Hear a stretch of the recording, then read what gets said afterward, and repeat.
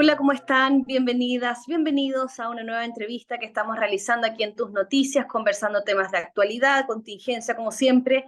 Ya saben, se pueden comunicar con nosotros al WhatsApp, también escribirnos a nuestras redes sociales, ya sean, estamos en Twitter, en Instagram, en Facebook, acompañándoles con la información importante. Y hoy día tenemos entrevista, bueno, hemos eh, invitado a conversar con nosotros a Pedro Díaz, él es presidente de la Federación de Instituciones de Educación Particular, la FIDE, y queremos, bueno, abordar justamente con él los temas que han salido en las últimas semanas, que tienen relación con la educación como sector, pero particularmente con los resultados, por ejemplo, del CIMSE, que se conocieron la semana pasada. También hay un plan de reactivación educativa que realizaron un conjunto de expertos que se reunieron en este consejo asesor que hubo para justamente crear este plan y entregarle al ministro un informe respecto de lo que se debe hacer, las sugerencias que los expertos están realizando. Entonces, para conversar acerca de esto, Pedro, muy buenas tardes, le damos la bienvenida, gracias por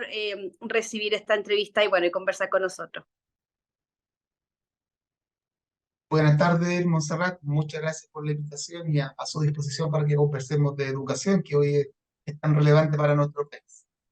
Sí, y entrando de inmediato en el tema, bueno, quería preguntar respecto de este plan de reactivación educativa, ¿qué es lo que ustedes plantean que debe hacerse? Hay varios puntos, ¿no?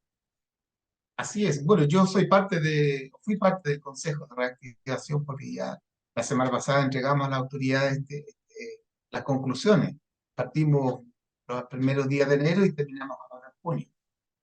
Son tres áreas básicamente, o tres ejes, los cuales estamos proponiendo nosotros, el Ministerio, implementar una serie de medidas que de verdad creemos, Montserrat, el Ministerio las aplica, va a causar impacto positivo a los estudiantes. Está todo el tema de la recuperación de aprendizajes. El CIMSE demostró que la pandemia afectó los aprendizajes de los estudiantes en todos los niveles y en todos los ámbitos y en todos los tipos de colegios, eso es así, y en todos los países. Cuando uno empieza a ver la situación comparada de otros países, también le pasó algo similar en los aprendizajes. Por cierto, el tema emocional, a todos, especialmente a los estudiantes, a los niños, a los jóvenes, pero a los adultos también nos afectó el tema emocional. Entonces hay un tema de buscar el bienestar emocional de todos los participantes de la comunidad educativa y finalmente con todo lo más relevante que la revinculación, es la revinculación, o sea, que los niños, niñas y jóvenes vuelvan a la escuela, que no se conformen con aprendizajes en línea, que la pandemia no le haya provocado tal nivel de desmotivación que no vuelvan, porque originalmente cuando partió este plan había más de 50.000 estudiantes que no habían vuelto a estudiar. Mm. Sí, bueno, y ya lo mencionaba dentro de lo que conversaba Pedro respecto del CIMSE. Bueno, ahí hay también una caída en los indicadores. Por ejemplo, vemos en lectura, hubo una caída de 4 puntos en cuarto básico y 6 puntos en segundo medio. También tuvimos una caída que es la que más ha destacado finalmente, que es la de matemáticas, de 10 puntos en cuarto y 12 puntos en segundo medio. ¿Cuál es el análisis que hacen respecto de esto los colegios o las instituciones de educación particular, considerando que la caída en este tipo de instituciones no fue tan fuerte versus la que sí tuvieron las instituciones públicas? Claro. Mira, bueno, ahí hay dos elementos al menos. Uno, eh, nuestro departamento pedagógico ha estado analizando estos resultados. ¿Y qué nos orienta? En primer lugar, no olvidemos nunca poner el foco en los aprendizajes de los estudiantes. Un número como el que se promedia, este dato que finalmente se da a conocer y que la prensa reproduce por veces, natural que así sea. Pero aquí la información es mucho más rica que ese dato. Mm. Cada establecimiento educacional le llega un informe muy completo donde se especifican cuáles fueron las áreas donde estuvieron bien, relativamente bien, y las que estuvieron mal. Por lo tanto, es información súper importante para que el colegio la gestione muy bien con sus equipos directivos, pedagógicos, docentes, de modo tal que puedan tomar decisiones en pro de los aprendizajes. Entonces, yo no quiero quedarme solo en ese número, el que se ha conocido por la prensa. Nosotros los educadores tenemos la responsabilidad profesional, como un médico tiene respecto de la salud hoy día, que está tan complicado también, ¿verdad? o etcétera, etcétera, cualquier profesional, nosotros tenemos la responsabilidad de ir mucho más allá de lo que se ve en forma habitual y profundizar en estos temas. Es por eso que estamos en eso buscando, por un lado, el tema de qué hacemos con los aprendizajes. Y lo segundo que te plantea, claro, es una situación que a nosotros también nos preocupa. Podría decirse, bueno, pucha, quédense tranquilos, porque total a los colegios particulares les va bien. Pero no, nosotros queremos que mejore la educación del país. Queremos que mejore la educación pública, queremos que mejore la educación subvencionada y también la pagada, porque finalmente son los niños, niñas y jóvenes del país los que están involucrados. Es un hombre, es un rostro, es una persona que se está desarrollando y en ese medio está escondido miles, miles, quizás cientos de miles de niños y jóvenes que no están logrando los aprendizajes. Fíjense que un dato que teníamos al comienzo de este consejo asesor es que había un importante número de niños en cuarto básico que no sabían leer y escribir. Eso es la magnitud que tiene esta situación y por qué es relevante la primera pregunta que usted me hacía referido a que el Ministerio de Educación de verdad tome y ponga en práctica cada una de las recomendaciones que le hicimos como consejo asesor. Mm. Sí, también algunos expertos mencionaban que el CIMSE, como lo decías, Pedro, finalmente refleja varias cosas y dentro de ellas que se sigue manteniendo la brecha entre los sectores con más, no sé, con más recursos, en Claro, definitiva, versus quienes tienen menos. Entonces también, como lo decías, hay un análisis quizás más profundo que viene después con la decantación de los datos y finalmente el análisis que se puede hacer, pero claro, los periodistas a veces buscamos titulares como para que esto sea más rápido y todo, pero se entiende que hay un proceso detrás. Después de esto, ¿qué va a pasar? Porque ustedes ya le entregaron al ministerio su propuesta. Entonces, ¿qué pasa con el SIM? ¿Se cambia en algo? ¿Qué están mirando? ¿Qué le llamó la atención a usted entonces del SIMS? bueno, el CIMSE fue un tema de conversación en la comisión en el ámbito de la recuperación de aprendizaje. Había más de una postura, como suele ocurrir en estos consejos, ¿no? Más que política, yo creo que este consejo tuvo una fortaleza que fue la pluralidad, Montserrat, de quienes la ¿Mm? integramos. Políticos de todos los sectores, incluso ex candidatos presidenciales, gremios, distintos gremios, organizaciones internacionales como la UNESCO, la UNICEF, etcétera. Por cierto, eh, cuando vemos las distintas miradas, no siempre se está de acuerdo, pero llegamos a un acuerdo en que se requiere que los aprendizajes sean medidos. Hay personas que planteaban y siguen planteando, eliminemos el CINES. No. Una política pública como la que significa educación, con los miles de millones de recursos que se invierten en ella, debe ser medida, debe ser medida. Mm. Piense usted en otra política pública, por ejemplo, carretera. ¿Qué pasaría si se invirtiera así sin saber qué pasa? No, no puede ser. Afortunadamente ganó esa postura y si el CIPS se mantiene, lo que yo le puedo asegurar desde la mirada del Consejo Asesor. Eso sí, estamos con el ministro en que fue nefasto en algún momento de la historia de nuestro país, cuando el CIMS se usó para hacer ranking. Eso no puede ser.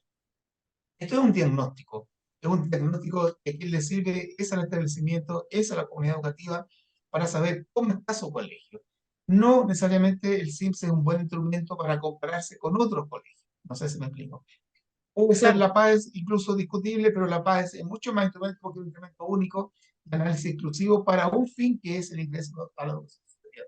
Pero el CIMS tiene una serie de variables que hacen que el análisis sea muy particular. Y esto es, no sé, pues, cuando uno se va a hacer un perfil lipídico o cualquiera, lo que importa es que los resultados sean reales y que se tomen las medidas que se han sugerido, como cuando el doctor nos sugiere medidas para mejorar lo que está ocurriendo. Entonces, eso es el CIMS, un diagnóstico permanente, anual, de la realidad de los procesos de aprendizaje de los estudiantes y se debe tomar medidas respecto de eso. Perfecto, clarísimo.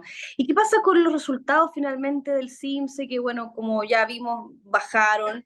Es parte de, como se dijo en algún lugar por ahí, es quizá consecuencia del octubrismo. ¿Cómo lo ven ustedes? ¿Cuál es el análisis que hacen? Nosotros hacemos un análisis mucho más profundo. En primer lugar, hay que ser muy sereno en estos análisis. No nos olvidemos que efectivamente toda la parte final del 2019, el país completo estuvo bajo los efectos del estallido social, se le quiera llamar. Eso sí provocó un impacto en la permanencia, en la calidad de los aprendizajes, etc.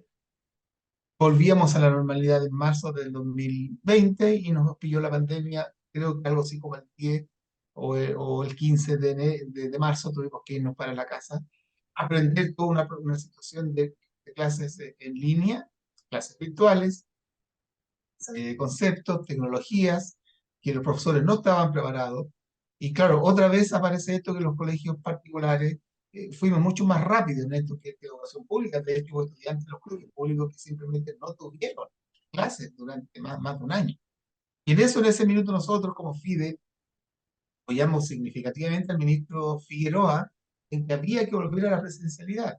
Era un error quedarse encerrado en casa. Los niños iban a tener un costo, bueno, y ya se vio, ¿qué sacamos con mirar hacia atrás?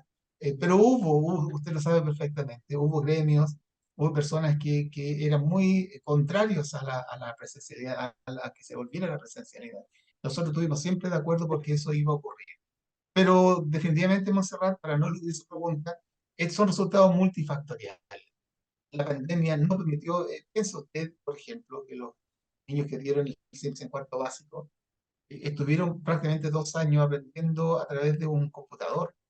¿Puede imaginarse usted cómo un niño de primero básico, una profesora a la distancia a través de un computador le enseña a leer y escribir, por ejemplo, cuando es algo tan personal, un proceso tan hermoso que se da en el aula, niño a niño muchas veces?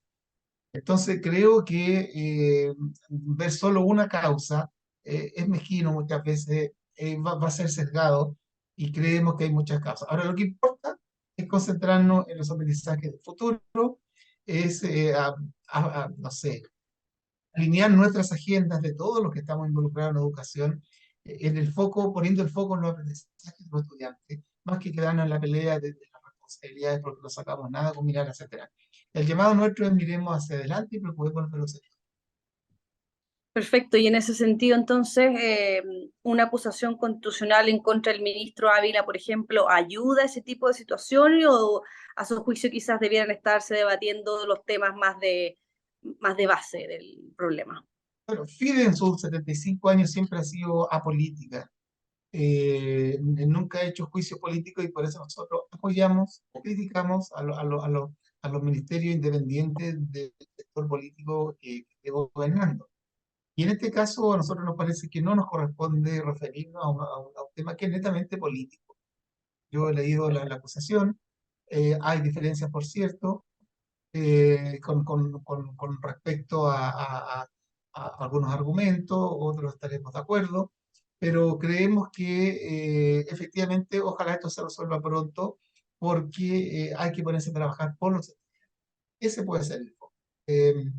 Y con el ministro Ávila o con quien le suceda, con quien venga, con los ministros de educación, usted sabe, suelen durar poco también, o sea, ¿no? Más allá de una constitución constitucional, han habido ministros que han durado menos de un año.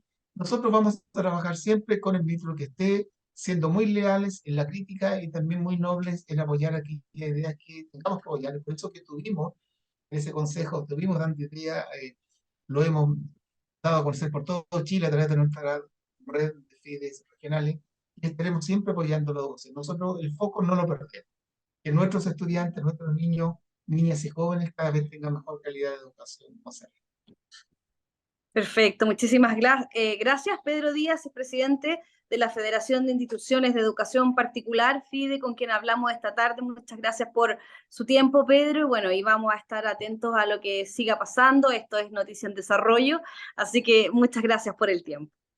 muchas gracias a ustedes por la invitación. Estamos a disposición para seguir hablando y tratando de aportar a la educación de nuestro país. Buenísimo, nosotros también a disposición de lo que requieran. Muchas gracias. Bueno, y Hasta con esto luego. terminamos esta entrevista. Pueden revisarla en tusnoticias.cl y además de todo nuestro contenido. Gracias por estar ahí.